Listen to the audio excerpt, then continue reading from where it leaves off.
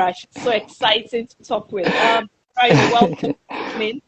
I remember reading one of your books, Walk Easy, and in fact, that book had given me quite a number of, a lot of my mindset actually as a professional who has worked for years changed, a shift. There was actually a shift in my mindset. So you've had quite a number of experience working with people, and I'm glad you are on this call again with me this evening. How are you? How was your day?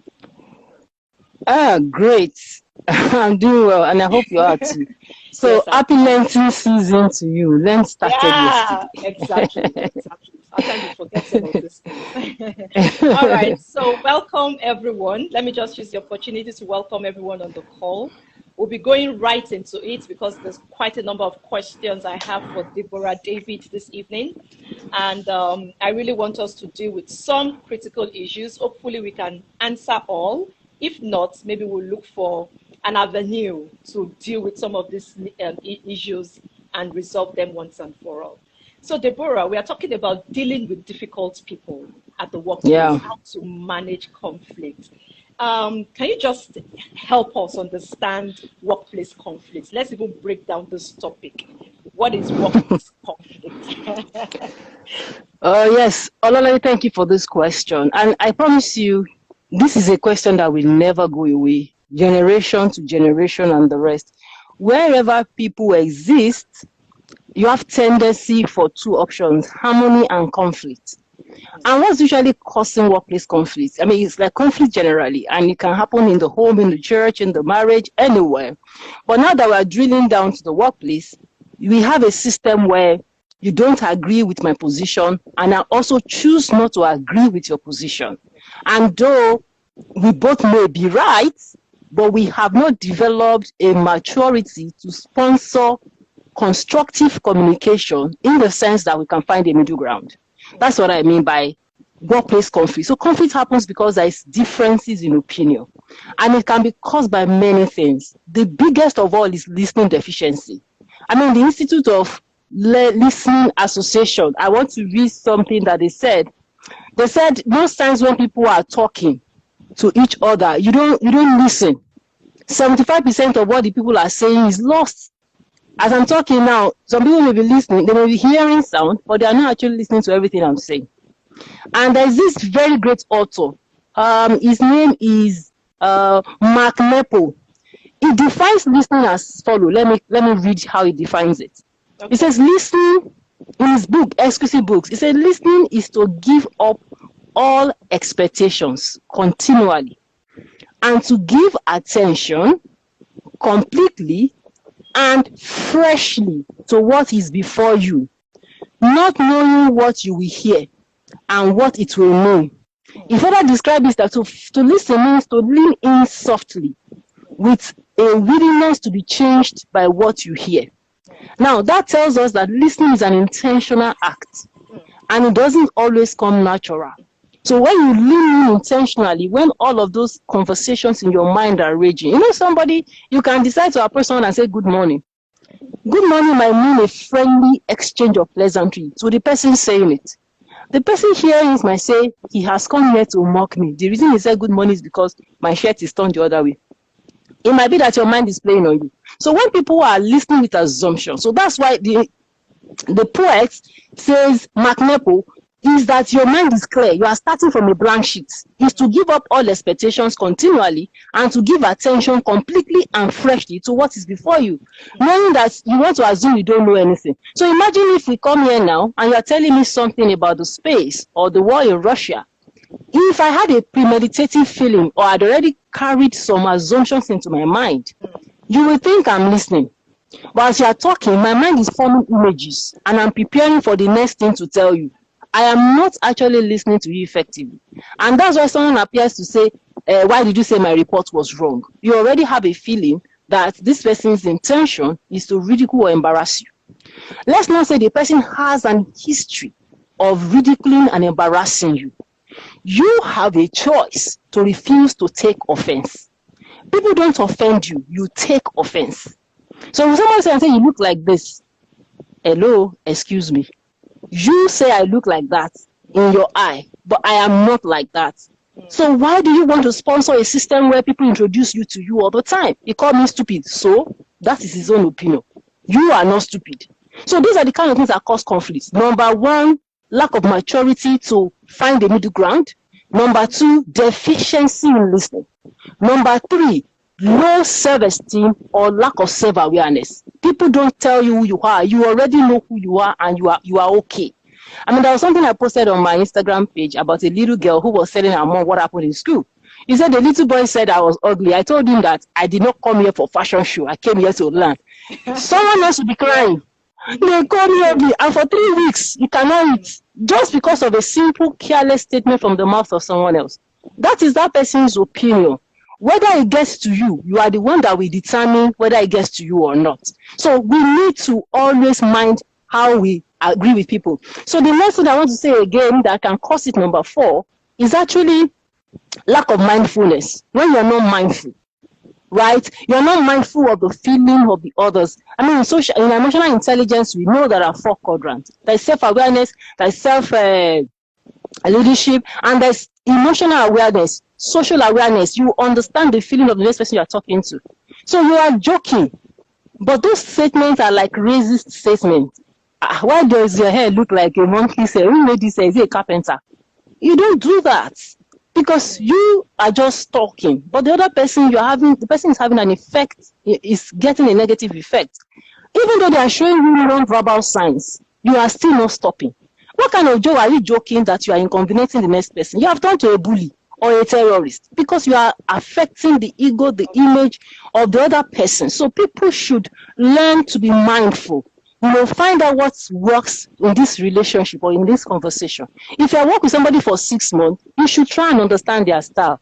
The whole essence is not for you to change your style. It is for you to know how to adapt to the style of that person to sponsor effective communication. The whole essence is to communicate. I mean, I told a story in my books. When I was in audit, I was doing KPMG audit. I know we'll go to client site and then call people by first name because that's how we do in KPMG. But when I got to one of those clients, they taught me a lesson. I mean, I'm talking about many years ago. And I will go to this lady and call her by her first name. And she will say, the schedule you're looking for is not ready. This and that and that. I was there 1 week from the financial state. So one day, my manager called me, Auntie, what's the matter? I said, this day is not ready. I have done everything. He said, you have done everything. Okay, wait. My manager went downstairs on that job and went to meet her and collected the schedule under 2.5 minutes and came back and gave it to me to start working on it. So out of curiosity, I said, what changed? He said, when you go to her, how do you address her? I said, I call her by her name, Shola. I said, oh, you won't get schedule. I said, what's that? So you won't get schedule. You don't observe properly. Part of your intelligence is you must be socially intelligent. I learned it very early in life. It was embarrassing for me. The thing I thought was hard was because I was not socially intelligent. He said, you don't know you're supposed to call her madam. I said, what does that mean? Should that affect the work? He said, it will affect the work. It's not your own mindset, but it's our own mindset. The way that you call her madam shows her that she's respected and that she can respond to you. So since that day I changed, even though the culture I'm coming from says I should call everybody by first name. But where I am right now, in that place, everybody calls her madam. So subordinates call her madam. When she's going to the canteen, we say, madam, well done, madam, well done. I see it, but I didn't think it was a big deal. So my guy that has done that audit a year before already knew that those kind of things will create issue. So that is where conflict comes from. You are talking to somebody who already believes you have disrespected him, and you are very sincere. You are just saying something. But if you observe, it will be 1, 2, 3 times. Once you keenly observe, you will realize that there is something wrong that I need to adjust. Calling her madam does not kill me. If it affects her so badly, I can do it. So going forward, all this was smooth. I got everything I wanted because I called her madam. So those are the issues. Adaptation. I love that. I think adaptation is a big deal. But let's talk about adaptation a bit more, Deborah. I've had concerns with people, especially when it comes to the areas of personal issues. You know, some people bring personal issues to work, and that can really cause a lot of conflict. You have somebody that has been scolded by his or her partner at home, somebody that has some personal health issues, different things. But when it gets to the workplace, I don't have visibility to what has happened to you before coming to work. All I want to do is to be professional. So now that you're talking about adaptation, this word adaptation is coming in. What do you think? How do you think somebody in that category can address and can adapt, can adapt to a boss or a colleague who is bringing personal issues to work? Yes, Ololade, I thank you for using the word adaptation, because in your question, you have already told us the answer. Adaptation, they say, according to Mike Murdoch, is the proof of honor. When you observe, again, someone comes to you and you think that maybe the person dismissed you, rather than take it personal, like in my first description, I said, not being socially intelligent can create conflict. If you know that you have an intention, you get what I mean? You're not just going there to fluff and to be gisting about the kind of food you ate the previous night. You have an intention. For example, you are in a project and somebody has to do work. And you approach this fellow who should have the information that you need to work on and dismissed you somehow. He probably does not even know that he has been edgy or he has dismissed you. Instead of you taking offense, again, you cannot be offended, you can only take offense. Instead of you taking offense, just say, oh, I'm sorry, I'll come back for it. That's it. You make up your mind that that will not become your problem. Now, there are two sides to the coin. If every day they are coming to you and dismissing people, then you really, really, really are immature. You shouldn't be there. Because it will show that by pattern, you're not talking to only one person. Everybody else has that particular reputation for you. Then that's something that HR or manager needs to fix. We are in this case because we are waiting for X. And because it's not you looking for his trouble, you have done everything, you are not provoking. It will be very clear, even to the managers that is in charge of the thing, that this person needs to be dealt with. So if somebody says, I don't have what you need now, you can go and come back. Okay, just give me a time that you will need it. So let your intention drive you. What are you actually looking for and why are you looking for it? If that thing is important, you will find how to move around it. And that's why I said the answer is actually in adaptation, moving around it. Okay. Thank you so much, Deborah. I really want us to address some issues. In the last couple of weeks or days, when this advert went out, I had some people send me some questions, and I have a question. It's life scenario question that somebody sent to me, and I really want you to answer that question. So that question, it aligns with one or two things you've said. The person says, how do you deal with a boss that is your closest friend outside work, but gives you 0 at work, treats you poorly, and rarely advances you, and that person is your friend outside work? Now, when you get to work, there's this glass ceiling or this brick wall that just separates both of you. What do you think is happening in that scenario? Number one. Then two, if you are in that position, what will you do? Okay, thank you for that. You see, that thing plays in two ways. Number one, who do you call a friend? And what are you friends for?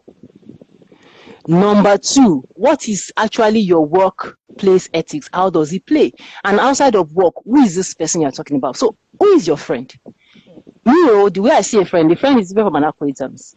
A friend is someone who has taken my interest, okay, as his or her interest.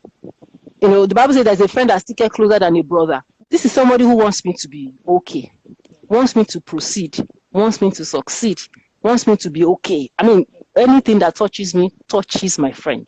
That's what I call a friend. So if your friend is so close to you, and when you get to work, he does not think that hurting you that way emotionally is a big deal, then define who you call a friend. It might also be that for certain culture in the organization, maybe he wants to give a certain perspective so that people does not think that he or she is giving you extra favors. But normally, you only behave the kind of character that you have. There are people that they are gentle to a fault. Even under provocation, they will be looking at you. Don't say, hey, he's the one that provoked me, that's why I slap him. It's because you have violence in your blood. If you cannot slap, you cannot slap. Because it's not what you do naturally. You understand what I'm saying? You've been so trained, your subconscious, your mindset, the way you look at people is that they cannot be slapped because they're not animals. Men are supposed to be valued, respected, and loved. So if somebody is your friend outside, and if all you are trying to do is to present a scenario where people don't suspect you, you can still be kind with it. You don't say, oh, shut up, I don't know who you're talking to. And you go home and you sleep. And even in the evening, both of you are sharing a bottle of Coke, and you say that's your closest friend. You have not defined friendship properly. You have not. So even if you have anything like that is paining you, I will give you the same scenario that I will give to children when they are playing. And that's why if you don't look at the way children behave, you may not learn how to behave as an adult. When is a child doing that? That's why you see them playing all the time. They fight, they play. They will tell you their mind. My friend, Ololade, please, I don't understand how you used to do like that when we entered the office. What's happening? Say, I just to do like that. I say, yes, but you can be kind with it. It hurts me. I don't even take it lightly. I feel very bad when you do that to me. And in case you are dodging this friendship, it's unnecessary. People can even come to work and develop friendship. They don't need to have known somewhere. So if you come there and you say, Ololade, I take your point, it's very valid, but give me time to think about it. So that people don't think that it is what you tell me that I do. You get what I mean? That's still okay. Even if somebody is a complete stranger that works in your office, do you have to give the person a 0? So that character of violence and bullying is in the blood of the person you are calling your friend. And evil communication corrupts good manner.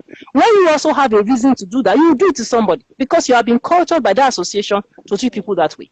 So if you say it's your best friend, I won't doubt you, but please define what friendship means to you. What friendship? Define your friendship. And I think this one major thing people need to take back when it comes to the workplace, friendship and professionalism. You really need to define it. And it reminds me of our last conversation on relationship. Drawing that borderline and defining it goes a very long way. So, Deborah, I don't know if you've heard this word, conflict of interest. Conflict of interest. I know it's one lingo in the workplace whereby you really need to declare some interest. If not, it becomes a big conflict. Some people have been asked to go. Some people have been dealt with disciplinary issues because they didn't declare some conflicts. For example, some interest in the workplace. So what will you advise, especially for professionals? Good. What I will advise is to define your personal values. Define your personal values before you are faced with a system of conflict. I was listening to Mrs. Aoshika speak one day. It was even on Instagram Live, talking to Fela Durosue on leadership. And she was saying part of the thing that helped her to sustain her integrity and to build a sustainable reputation is that she had defined what she will not do. She said, 1, I will not sleep with a man to get a job, and 2, I'm not going to pay a bribe. So even when the customs rules were changing, situations were happening, pressure was on every side, when you are tempted to go the other direction, you will ask yourself, what's my personal value? It's not a matter of somebody looking at you with magnifying lens. What do you consider life to mean? What is integrity to you? Do you want money, fame, popularity above character and good name? So when people are not watching, what do you want to do? What do you want to be known for? Every day our lives are lived on the stage. And you will account somehow, somewhere. You relax your bound and then you go and act in a certain manner that does not befit the future that you are looking at. Your personal value. And as you said, I will not be caught raising my voice in an office against anybody, no matter the provocation. So you rather walk away, you define that. I will not be caught with fraud or mismanagement. You have defined that. I will not be caught with it. So once you have done that, you will now carry every situation in your hand and mirror it with your personal values. Now, when I was auditing in KPMG again, I will say, we had clients that were big, that were listed on stock exchange, we were not permitted as staff to own shares in those companies. So every year we'll sign declaration and all that, and there must not be conflict. That's what they call conflict of interest. Your interest is that as a shareholder, you will be giving dividends and returns on your investment. And another interest is that as an auditor, you will tell other shareholders what is happening in the company and what the status of the company is, tell them whether they are doing the right thing or that they are making progress or they are not. Now, your interest is now conflicting. So what would you do in that situation? You ask yourself, what do I want to be known for? A fraudulent person or somebody who is a pretender? If that is not you, you want your yes to be yes and your no to be no. Just declare or go and sell off the shares. And if you think, these shares that my father bequeathed to me when I was a teenager, I can't sell my shares in this company, no, just resign. At that season, your personal value has given you a direction as to what to do in that circumstance. So conflict of interest is this. I worked in MTN, for example, and because I was in the friendship center, there were times we were dealing with different people, retailers and all that. There are some sections dealing with the dealers. The dealers were not permitted, the staff of the company were not permitted to own shops that sold research cards and SIM card and all those things, so that they don't have a problem of missing stock, or you don't begin to tell customers to come to your own shop instead of come to MTN shop directly. So if you are a trader by orientation, in your mind you like entrepreneurship, and part of the things that the anointing is moving you to sell is recharge cards, you know your personal value. You don't want to be caught where somebody went to report you to HR that there was a shop in Ibadan. It's owned by this staff, and it now becomes an embarrassment. And suddenly your name is in the newspaper and your children are reading it. So if you don't want that kind of thing, you will choose based on your personal value. You know what, this shop, I give it up. I can be doing pharmaceutical products. Or, you know what, this trading is more important to me. MTN, take my resignation letter, I'm going. So what helps you to decide in that circumstance, which nobody can do for you, is your personal value. But if you're a businessman, you just want everything, mix it up, you will not even know what is right from what is wrong. So conflict of interest can be resolved when you already identified and you are ready to follow your personal values, what's important to you in life. Thank you so much. Thank you so much. Before I take my next question, I just want to acknowledge those that are on the call. Thank you so much for joining. If you have any question, feel free to leave it at the comment section. I will take it in the course of this interactive session with Deborah. So please feel free to drop your questions if you have any. Deborah, I have another question, and this is becoming a big deal in the workplace today when it comes to a place of harassment and bullies. I don't know if you've ever experienced, there are some people they have, I won't call them bullies in terms of their personality, but when they come to you, they're almost coming with this personality that says that I must get what I want, or I'm going to cause trouble and all of that. And you discover that if you are just the easygoing person that does not like trouble, if you don't know what to do when you encounter people like that in the workplace, there's bound to be trouble. So what will you advise, one, for the person on the other side, and especially for these bullies, these natural bullies in the workplace, because sometimes they might get into trouble one day. So what one advice do you have for them? Yeah, thank you. I acknowledge that there are people like that who has extra hormone, excessive energy, and the way they want to express the energy is on unleashing terror or embarrassing or circumventing the rights of others. There are people like that. Okay? But even in the jungle, it is not every animal that the lion preys on. That's why you need a coach in your life. There were things I was doing wrong at the time in my life that were not fit for leadership position. I was in a group coaching and I was giving life scenario of how that I would send an email to somebody who was my senior then, and this person will not respond. You get what I mean? And it used to hurt me. And this and that and that. And that's what can I do? Handle this and all that. Don't forget that anybody in this scenario, most times, you're almost clueless about the answer. If someone came to tell you the story, you have an answer. But if it is you, this thing first comes to you as a confusion. That, what happened? So that's why you need a system of mentorship, coaching in your life, sometimes to help you to see the other side that you are not looking at. Now, so at that group coaching, there was peer mentoring as well. Other people gave reasons, and I wasn't seeing. I said, oh, really? And the lead coach says, these are the issues and these are the things you should look out for. You will notice that that person that you call a natural bully, there are some people you will not near. Go and check it. A bully doesn't bully everybody. And that's why they will tell you that even the way the animals prey on their predators prey on their prey, the first is fear. Was a sense fear in an animal, they go after the animal. So sometimes your own non-verbal cues, you are sending signals out. I sat in a coaching one day on ontological behavior, ontology. That is the kind of sound and waves you are sending to the world. There is a way you enter with long strides and confident move that you send light and strength into the room, that people just say, hey, welcome. There is a way you walk, that you bend like this and begin to move, that you're already telling the world, I am afraid, I am not worthy, I am tired, I don't know why I'm here. You haven't said a word, but just the way you carry yourself, your shoulders are not relaxed. You are bent. You create a system where you are making yourself small. When you sit, you carry your hand back with yourself. Fold your leg like somebody has defined a space that you must not go beyond. So that's why I say you need a coach to understand your scenario. Some bullies, once they get to some people, they just know that these ones are untouchable. Because even the language that they use is a language of authority and strength. Hello, please, can I have the shadow? I'll appreciate it in 30 minutes. They don't look face. Even if they are now senior to you, let's say they are senior to you, there's a way you do it. I have done this. My intention is to find out if you will review it and when I should come back for feedback. You say, now because it comes from a building, but it's not true. The person has been properly cultured. And that's why I wrote in my ABC Tools for the Workplace, the very first book I authored in 2017. There is a way to interact in the workplace so that you don't become a victim. So if you now say that the problem is not even you, because there are many ways the problem can be you. You know, some people will come and say, they want to talk to you. I'm sorry, I don't know if I'm right, but this thing, can you help me check? Why are you begging? The man is paid to supervise your work. You are paid to do the work and for your work to be reviewed. What's that? So the language you are using is so weak. You have formed yourself so small that it is easy for the predator to predate or to prey on you and to mess your life up and to embarrass you. Now, I'm not saying go with both face and start creating issues, all that. I said about personal values. If you say you'll not raise your voice, you will still not raise your voice.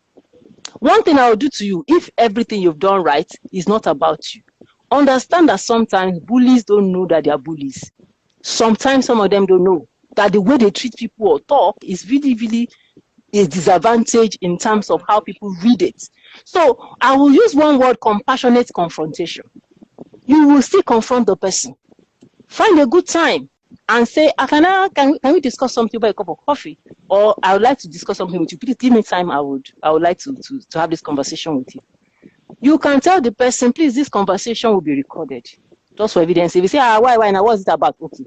Are you saying that we can have it, gentleman? Keep the door open so that if it turns to blue, you will be able to escape. And then you say, I understand that you are not condemning the person. You will condemn the act and tell the person how you feel. So if it's not the person's intention to make you feel less or small, he will tell you, I didn't know. Because even bully, they admit. And if you now see somebody who is really, really, really very extreme and says, what do you mean by that? You mean you want to challenge me? Oh, no, not actually. I just wanted you to know that these kind of words, they sound derogatory to me. I feel very less and unhappy. I will appreciate if you don't use them for me. So it now depends on how that person wants to respond. You can only understand what you want to say. You don't understand what he will say. Let's take another extreme scenario. That this person say, you mean, and I will make your life difficult in this office. By doing that, no problem. Go to your email. Make it official. Thank you for giving me audience today. I was very happy. Our conversation was about this. And I gave you examples of how I have been treated, which I do not like. Don't forget I'm saying that this person is superior to you.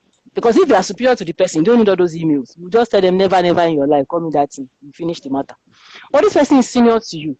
And it's also likely that when he's going to your helpers and people who are higher in the office to report you, you may not even be there. He may even be lying. Just to conquer you, to say, I can destroy your career here. Number one, settle it. No company gives you career. Your career is in your hand, 100%. The company offers you a job. That's why they don't give you career description. They give you job description. But people are too afraid. I don't have another job. Let me just keep quiet and be managing it. And be managing it. Manage what? You are damaging your mental health. Are you okay? You are not. You need to go and look for help. So if this person is trying to feel like he's larger than life, send the person an email and create an evidence. Dear this person, thank you for the audience. I just wish to reinform you, I mean to repeat that these are the kind of things we spoke about. These are the examples I gave to you, and they really make me feel down. And I know that your intention is not to make me feel down. I will appreciate if this can stop. If he replies you, he has killed himself. Anything he writes, you have evidence to go and give HR. It wouldn't, but Deborah, sorry to cut you in, but this scenario is for somebody that is bold enough. We have some people that are young. I have, based on my exposure and because of the young ones I have, they're just coming into the workspace. Some of them are very timid. They're just trying to understand the workplace. Then they find flippers in the comments. I have a comment here that says, my office bully was my supervisor. One staff resigned, another switched department. I am strong, but my supervisor was the devil himself. Now, if I have such a career, I'm just an intern in the workplace. I'm just trying to get myself together. Based on my experience, Deborah, because I have served as the HR business partner, what I try to do with some of my employees in my workplace is to draw close to them, to have them speak to me. So I try as much as possible to body with them, to understand some of the problems they have and help them solve this problem. Because for some people that are very timid, or the interns, the younger ones in the workplace, it's going to be a struggle for them to send an email. So how do we boost the confidence of this type of people in the workplace? you will see that I started by saying, once matters like this come to people, the first that comes to your mind is confusion. My father does not even ever talk to me like this. How would this person address me this way? They are confused. And that's why I said, you need a mentor and a coach. And I told you how that somebody was using some bad manners and silence to just bully me and confuse my life. Why is this person not replying to me? So I developed courage to ask him one day, I've sent you 2 or 3, 4 emails. You have not been replying. Oh, really? I'll reply it. And that thing continued. So after speaking at that coaching session, I got a lot of information that made me bold. And that ignoring him, if the matter is important, the day he meets it, he will go back to your email and read it. And that's what I did. The person did not change, but me, I changed. I grew. I am like, is it not for me to deliver the result? If he ever comes and say I didn't deliver, I'll just go to my sent items and say, oh, really, I sent at this time. Maybe it was lost between your emails. And if it's something that was time bound, I'll do a reminder. So it will not be that the ball is still on my table. I was not thinking about that. I was so confused and unhappy that somebody will ignore my mail, especially when an action is on him to respond. And he will just not respond. So sometimes people do things they don't even know is having negative effect on you, but you confront them. After confronting him, he did not change. But me, I changed. So sometimes these people are timid. I agree with you. Even the people that you call bold, when things are hitting at them, sometimes they lose their balance. I've never seen this kind of scenario before. Sure. Everywhere I go, people even always clap for me, applaud me, the best student in this. They like to clap for you. You are used to acceptance. You are used to love, warmth, and welcome. Now you got into a scenario where everything was the opposite. You will first be confused. Say, what's happening? What did I do? So having that system of coaching and mentoring, in fact, mentor does not have to be somebody who is 50 years ahead of you. Sometimes somebody who is mentoring, you can be on your level in another organization. And say, what do you do when you see this scenario? You say, oh, really? This is what you should do, you should do, you should do. So there's nothing wrong in joining brains together. And if you are timid and email is not the first thing, and you don't want to confront, tell me, how do you make your intentions and your feelings known to the person who is bullying you? How do you want to test that this person wants to change? You just did not know. Because people can come with their problems and he may tell you that it's because you look like somebody in the school who jilted them in the university. You really look like that girl called Bimpe. And anytime I see you, I get angry. Oh, I'm sorry. I'm not Bimpe, I'm Sandra. Please, every time you see me, remember that I am Sandra. You have been able to help your bully. And this person that puts in a comment that the person is supervisor, really most times person who has power to bully you, someone who has some level of authority above you. So it's really the head that do that. So again, I've said 2 things. Confirm that even the way you carry yourself, the way you submit your work, the way you are asking for permission too much, when you should be asking for support. Because what your manager, supervisor should give to you is support to do your work, not permission. The company offered you a job, not a career. So if you become so bad, you're not a tree, move. If you do every other thing and it's not working, get out of that place before you damage your mental health. That's the truth. So before you get there, you think this job is strategic to me. Maybe I want to become a finance director in a PLC, and this is an FLCG that is a PLC. I like to be my career. You have other strong reasons to stay. Let those reasons be your motivation. That you know you, I will ignore you. I know that I told myself 5 years in this place, I gather this information and I leave this organization to the next. So that becomes your motivation. But if you really feel so bad, please find a very gentle and compassionate way, not to embarrass the person. You say, I know that you don't know, but I feel this way. And my appeal to you is that you should not address me this way. I am not. Someone has called me a Rottweiler before. Can you imagine? Olalade? This person is a white man, no, and is my boss, so. And I don't know what that conversation. I say, no, I know you are a Rottweiler. I say, excuse me, what did you say? You know Rottweilers are dogs. He said, yes, I know. I say, sorry, please, I'm not a dog. I'm a human being. Yeah. He said, no, I don't mean it that way. I say, that kind of words affects me negatively. I will appreciate if you don't use it again. There are years ahead of us. But when you take it first time, second time, third time, they agree that you like it. So if you are timid, speak to somebody that is senior to you and say, encourage me, how can I address this? Whatever guidance they give to you, they may be able to ask you certain questions, and in that way they can guide you. Say, oh, if I speak to your mother, after all, other people can deceive you, your mother will not deceive you. Don't say it's work, she doesn't know. Even if your mother is an entrepreneur that didn't go to school, they have native intelligence, so they know what to do. They will say, is it like that? Okay, when is his birthday? Buy him a birthday gift. His mind will come down. They will just tell you something that once you do it, it turns the tide. So don't do life alone. Don't assume you know the answer. Go and talk to someone. Thank you so much. Thank you. I think you said quite a number of things. And one thing I take back, especially for the young ones in the workplace, is always have somebody to talk to. Don't die in Yeah. silence. Don't, because it's your career, it's your job. I always advocate for people enjoying the job they do. You must find pleasure in the workplace. And if one man or one woman from nowhere wants to just clam your voice down, you better find a voice. Find somebody that will either amplify the voice for you if you are not strong enough to do it yourself. So I really agree with your point. I have about 2 questions, but I know we're not doing so well with time. There's a lot to talk about when it comes to workplace. But there's a question I got. It really made me laugh. At the same time, it's real. It's real, and I would ask so that we can deal with it and maybe round up with that question. It says a co-worker recently confronted me, saying she saw me chasing her with a cutlass in her dreams and wanting me to stay away from her. Please tell me, please tell me how you are going to deal with this particular issue. How can my colleague in the office come and tell me that she saw me or I saw her in her dreams and I'm chasing her? And some people take such matters very seriously. I've had to deal with one or two before. What would you say? What do you think? Yes, it's very simple. Don't forget that a workplace is not a spiritual house. If somebody says he sees you in a dream, number one, we don't want to discountenance the dream. That person believes the dream so much that he has believed that he has to come and confront you. Maybe he had it 2 or 3, 4 times. We don't control the realm of the dream. Workplaces are guided by secular rules and laws. Don't forget also that in the realm of the dream, there is no CCTV. So it is not something that the person can prove, right? And say, can't you see the camera? You are the one chasing me here. Is it not you? Is it not you? I'm not going to say people don't dream. They can dream. I'm also not going to say that they don't have the right to believe their dream. It's their business. And I'm also not going to stay too much on the aspect of dream becoming an issue. So if somebody believes that dreams come through or those dreams can affect them, I think that they should use other means to resolve it.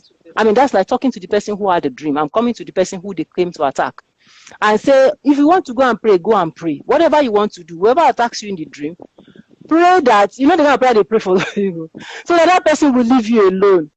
It is not right and professional for you to appear in a workplace and tell somebody that is attacking you in the dream. You are now the one attacking the person physically with evidence. Because if the person takes your voice, or you are in a place where there is camera at the lobby, in the office where you are busy warning him, they will sue you for slander. You have just called somebody the name that he is not called. If you like, call him a witch or say something. The person will charge you for assault, that you are assaulting him.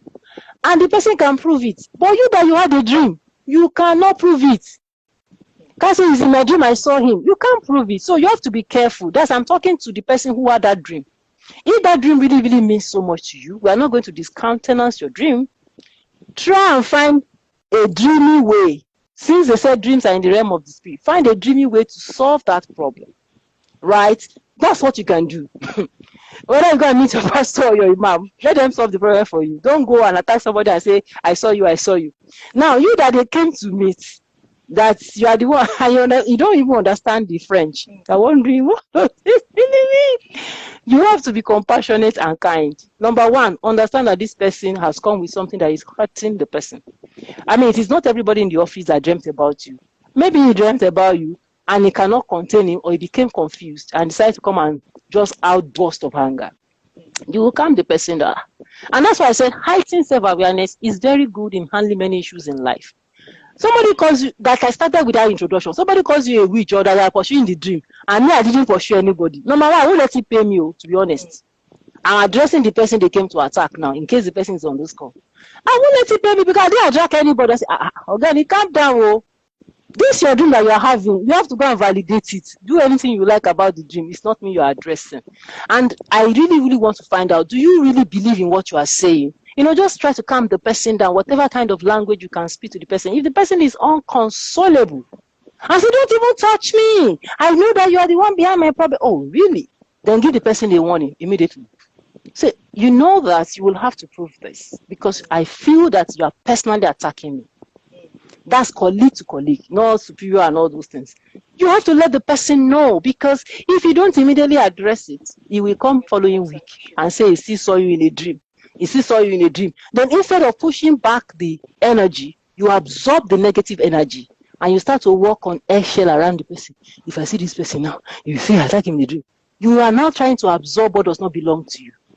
So if that person does not desist, that means you've given the warning first time, second time, third time. Please, you are attacking me. I feel personally under threat.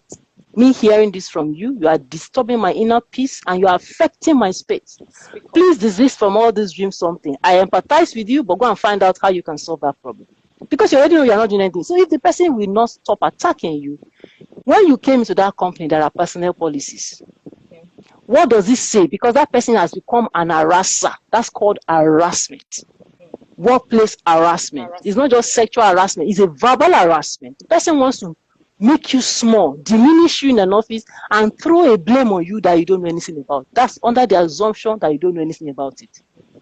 So let's even say that's the scenario. When the person cannot stop, there will be a manager or a supervisor that connects both of you together and say, I have a challenge. I have spoken to this person 3 times. So date at so time in this place.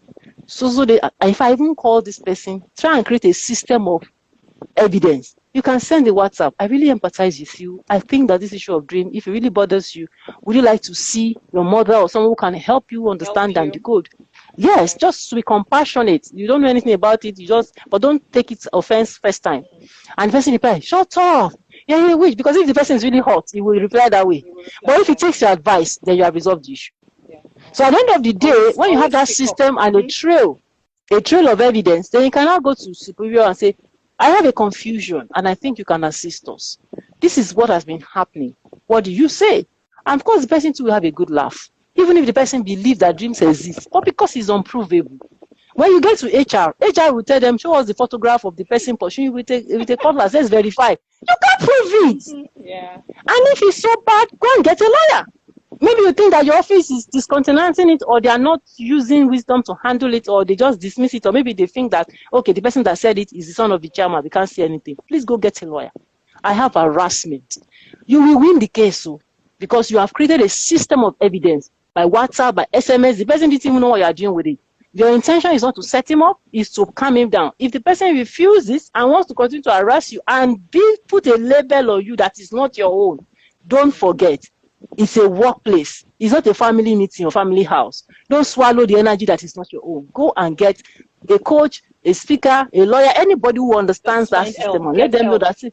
Yeah. Please, excuse me, I don't understand this harassment. It's harassment. Yes. Yeah.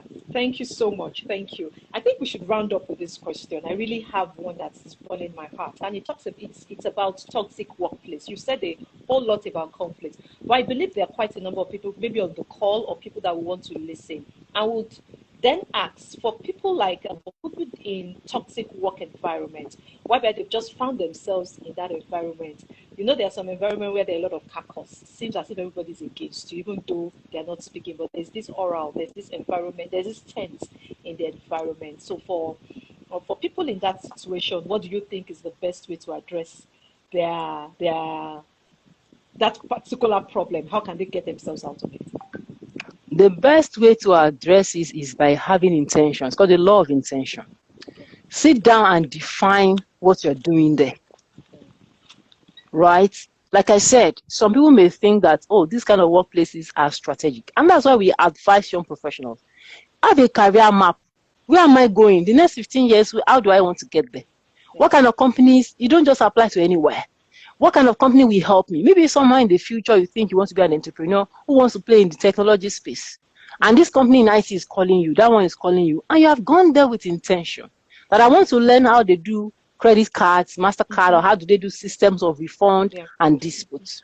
You see, that intention that you have is a strong motivation. First for learning and next for expression. So you won't go to meetings and just be looking. It will define the kind of questions you are asking. It will define the kind of people that you select into your circle when you get there. In case you are in marketing, you will be referring people in operations because you have intention and you know what you're looking for. Let's now say that thing agrees with your intention. Nobody starts out to enter a toxic. You just discover that this environment is not okay. Then with your intention, number 2, define your options. I'm not going to say jump out. We know what the labor market is. Define your options. do I have to apply to other places? And immediately I get it, I just move, which may also speak to your career goal as you want it. Okay, if it's not this beverage company, it can be this other one. There will always be options for you. Assess your options. When you now see a better option, let you move. But if you now have all the strong reasons, and I don't know, there may be 1,000 reasons why you are in that place. If you have strong reasons to stay, let your reason become your motivation, which means you discountenance all the things they are doing. I've heard somebody say it on the pulpit that he was learning under one pastor, but you know that pastor has a grace for this particular anointing. This person will stand on the pulpit and embarrass other people, but he will not mind. He will just focus on what he is looking for. And he defined when he was going to exit that ministry. And when it was time, after he thought he has done something, there are some places that on your CV, they will help your destiny. That I work in this place. People may not know you went through hell. But your intention is that if I can have one of the big fours on my CV, or if I can have this multinational on my CV, even though your manager was not behaving well, but you know what you are doing, 3-4 years, anybody that I want to move strategically to this other company knows that I know something. Yeah. Then you will define that system and then work with it. But if it's so unbearable, you have to excuse yourself. There's no way. You don't have 2 lives. The only company offers you job, they don't offer you career. Your career is in your hand. Thank you. Thank you so much. And some of these questions are very important to me because they are some of my experiences. There are things that I see happen. There are things that I deal with in the workplace every day. I know this time cannot be exhausted. I see a suggestion that we should talk about workplace, office politics, but sincerely speaking, time will not allow us to go into some of the deep aspects of politics in the workplace. So maybe, Deborah, what do you think? Can we organize something that can just address all of these issues end to end in the near future? I would have to. I think maybe your time. 2 hours or 3 hours webinar will do it. We can find time and then post it out there. People who are interested would come in and then come in with their live practical question, because this is an IG live. Some things might be, might even be certain scenarios that nobody can tell you right now. But in those sessions, which may turn into coaching, you will be able to profile live solutions. So a lot of people don't know who to speak to. And sometimes people are the problem. Let me not lie to you. Your first place of work, they bullied you, you resign. The second place they bully you, resign. The third place they're bullying you. You are the only constant person in the equation. Can't you do something about yourself? Why is it easy for people to bully you? There are 14 people in that unit. You are the only one they are bullying. There's something that you are doing to attract bullies into your life. It's either you need to work on your self-esteem, your confidence, how you carry yourself. The second thing that can be wrong with you is incompetence. If you are incompetent in your job, you submit a report, they have to review 2, 3, 4 times. You are wasting the time of your supervisor. He will talk to you anyhow. So you work on yourself. If you always produce your job and they look for errors, they can't find it. They know that you're a valuable member of the team. Nobody will be stupid to talk to you anyhow so that you will not vex and resign. Have you ever seen anybody discard of value?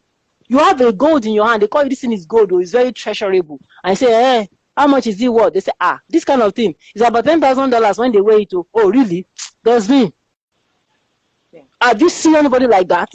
So sometimes it's your competence. I have people like that in my team as well. You will correct the report, you will send it. They will bring it back past tense for simple tense. You will be patient, you will submit it. They will bring it back. The first thing you corrected, they have found another error. Punctuation is wrong. You put semicolon where you should put comma. If you have an impatient boss, they will shout at you, they will complain. And you go to the world and say, it's a toxic environment. Have you made yourself invaluable? What are you bringing to the table? Anywhere value goes, appreciation, welcome goes. Haven't you seen how people with greet Dangotes of this world, even if you're wearing a t-shirt and a slippers? That's value. There's a way you present yourself. There's a way you do your work. There's a way you carry yourself. There's a relationship that you have outside of your department that they know that if this person wants to go and talk against you at the evaluation meeting, they know you can't win because you are friendly. You box yourself in your department of marketing. Those are the people that know you. You're friendly, you have subordinates, you have colleagues, and even subordinates ahead of you in finance, in operations, in all that. There are a lot of microphones speaking for you. When it's time to decide and promote you, and that manager says, he's lazy, they say, who? Patricia is not lazy, that girl is smart. Yeah.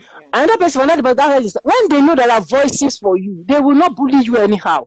So create a system of rapport. interaction, spread your wings, become valuable, be relevant, raise your hand for special projects, be useful. When they want to go to press to advertise a product, say you will go. Show that you are an advocate of that company. You love it. You want to represent the company. You love the good of the company. They want you to work on weekends. It's not forever. Sometimes volunteer. They are doing night party, Christmas party, all that. You are not there. You say you are going to church and night vigil. Out of 14 parties they do in the whole year, you never showed up for once. Nobody sees your face. You say they are bullying you. How will they not bully you? Who is the next person that will speak for you apart from that your boss alone that knows you in the whole company? You are not doing yourself any good. You are not visible. You don't write articles in the school in the office magazine. You don't show that you have value. So those are the things that when you come for coaching, we will be able to tell you. Make yourself invaluable. You will be difficult to bully. Wow, wow, wow. Thank you so much. Thank you, Deborah. You said quite a number of things, and I believe that there are so many things to take back home, at least personally, in terms of also talking to some of my, the guys I coach, the guys I mentor at the place of work, let them know some practical action items that they need to put in place to get themselves out of trouble. I think it's important. There are a lot of important things you've said. And I also think that maybe as we plan another session, we can then articulate some of these questions, because I have about 10 questions here. We're just able to take 3 out of 10. So I believe we will, we will find an avenue to answer such and allow people to also come up with more questions during the webinar, and we can deal with that. So I want to thank everyone. Philippa, there's something I want to say about office politics. Sorry, I just want to say something about. Okay, just to address Philippa's question, yes. 2 things. Politics will not go away from offices. Just don't wish that you are in a place where there's no politics. If you're in a place where they don't pay politics, get out. There's no prospect. Just get out. That is everybody doing the same thing. They just promote me on my work. There is no competition. But when you work in a place where there is hierarchy and they have to promote you, and you know that from this department you become the HOD, from HOD you become a group, maybe it's a group structure, you become a group CFO, this. There will be politics. So because the higher you go, it becomes narrower. It is no longer I know my job. It is who do I see? And if there's anything about politics, I tell people, because I hear this question all the time. What do I do with okay politics? I can't play it. So I say play it. The only answer I have for you is to play it. You will not do eye service without competence, right? You will know your job, but you will also know the people you are dealing with. It's not eye service. Know your work and know the people. Because if you don't know the people, there is nobody that will see you. There are 4 of you. They are looking for who will become the next HOD. You came to the company together for 10, 15, 12 years. You are all equally and technically good. If you are the boss as well, what other criteria will you use? They are doing children's birthday, they say it doesn't concern me. They are doing Fridays, thank God for Friday, they say I don't like the kind of song they are playing there. Go there now. Maybe you will not sing the song.